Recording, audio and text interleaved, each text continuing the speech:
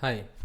सो इस सेशन में हम लोग देखेंगे कि किसी भी प्रॉब्लम को आप एनालाइज कैसे करते हो और लॉजिकल थिंकिंग मतलब क्या। ओके।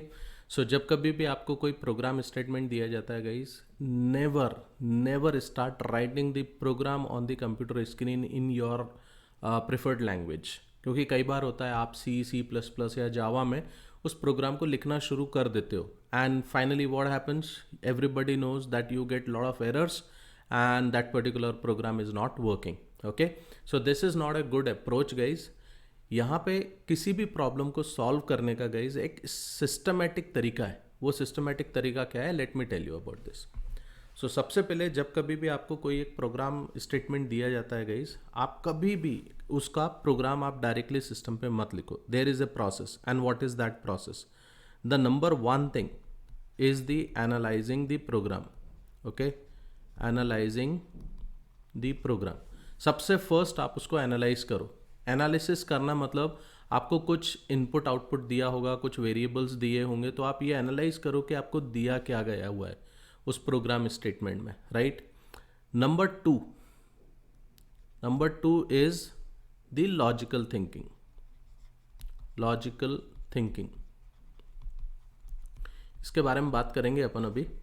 अब ये जो लॉजिकल थिंकिंग के बारे में मैं बोल रहा हूँ गाइज, आपको लग रहा होगा कि हम लॉजिक इम्प्रूव करने की बात कर रहे हैं और लॉजिकल थिंकिंग मतलब क्या, राइट। जब भी आपको कोई एक प्रॉब्लम स्टेटमेंट दिया हुआ है तो आप उसमें क्या करेंगे, आपको जो भी गिवन इन्फॉर्मेशन है आप पहले उसको अच्छे से देखो, समझो, प्रॉब्लम को पढ़ो अच्छे से, और उसके बाद अपना एक लॉजिकल आप सोचो कुछ। Because everybody will start thinking about something कि यार अगर कुछ मेरे को इन्फॉर्मेशन दी हुई है तो इसमें मुझे क्या करना है आगे, right. This way you can start thinking. आपको कुछ एक दो स्टेप्स समझ में आना शुरू हो जाती हैं।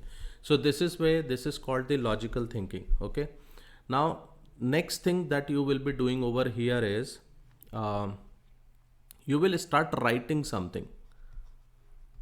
Write something. गाइज ये जो राइट समथिंग है ना, आप अभी कैसे लिखते हो, सपोज मैं आपको कोई भी प्रॉब्लम स्टेटमेंट अभी दूंगा तो आप एकदम से लिखना कुछ शुरू करोगे, राइट। बट क्या लिखोगे आप गाइज? जब हम प्रॉब्लम स्टेटमेंट को सॉल्व करने की बात करते हैं, यहाँ पे जो मैं लिखने की बात कर रहा हूँ ना, I am not saying that set of steps you will start writing on this. I am saying that here we are talking about few things like algorithm. I hope you would have heard about this. Pseudocode and flowchart. These things I am talking about over here. और यही हमारा next topic है जिनके ऊपर हमें बात करना है. Okay, now the fourth step, once you have done all these things guys, then the fourth step is your program. You will be writing the program. Now let me give you the example, क्योंकि हो सकता है ये जो मैं आपसे बात कर रहा हूँ अभी यहाँ से आपको एकदम से समझ में नहीं आ रहा है, but when I will give you the example on this, might be you will be able to understand what I am saying. So let us take the example. मैं आपको एक सिंपल सा यूज केस दे रहा हूँ and that use case is something like we want to swap two numbers. Okay, we want to swap two numbers. अब आप देखो, जब हम दो नंबर को स्वैपिंग करने की बात कर रहे हैं गाइस, जो मैंने आपको अभी स्टेटमेंट्स बताए हुए थे, if you can see over here, सबसे पहले प्रॉब्लम को एनालाइज करना। एनालाइज करना मतलब क्या, आपको कुछ इन्फॉर्मेशन दी हुई है क्या इसमें। सो लेट अस सी, जब अपन स्वैप टू नंबर्स की बात कर रहे हैं, so yes we will be having two numbers basically.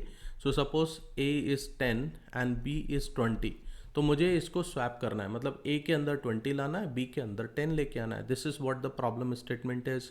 सो इसको आपने एनालाइज किया, आपने देखा कि इसके अंदर आपको क्या गिवन इन्फॉर्मेशन है, क्या वेरिएबल्स हैं। This is something called swapping. Okay, now अब अपन इस पर लॉजिकल थिंकिंग की बात कर रहे हैं। देखो, अगर आप यहाँ से डायरेक्टली इस प्रोग्राम को लिखना शुरू करते हो तो हो सकता है कि कुछ प्रॉब्लम्स आ जाएं।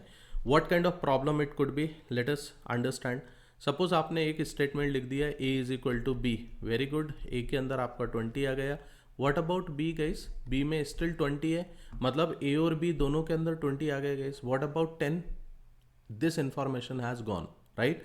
That is why I am telling you that never start writing the program directly. What you can do over here, when you want to swap the values, some logical understanding you will be doing. So what is that logical understanding? देखो, अगर A is equal to 10 है, B is equal to 20 है, मुझे समझ में आ रहा है मुझे एक बैकअप वेरिएबल की रिक्वायरमेंट है गाइस। जब मेरे पास में एक बैकअप वेरिएबल होगा then I think I can keep this particular value in the backup variable, any of the value, आप बी की वैल्यू ले लो, ए की वैल्यू ले लो, बट एटलीस्ट आपके पास एक बैकअप डेटा होगा कहीं ना कहीं, right.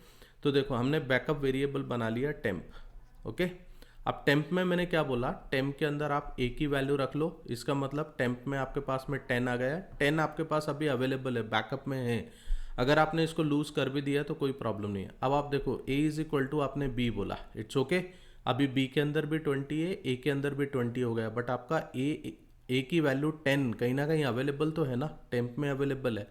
So what you will be doing, you will be keeping it into be like this. Now I hope you would have understood what is the meaning guys, what I am talking about, right?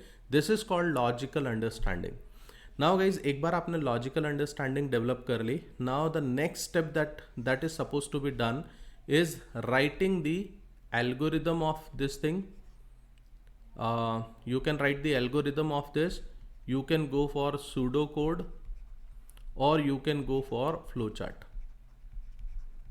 right? Guys इस video का length ज़्यादा ना हो इसलिए मैं इस video को यहीं तक रखूँगा, and in the next video I will be taking the same problem statement and we will be creating the algorithm, pseudo code and flow chart of it, okay. I hope this would have make some sense for you, so just keep on watching and we'll be meeting into the next session. Thank you very much.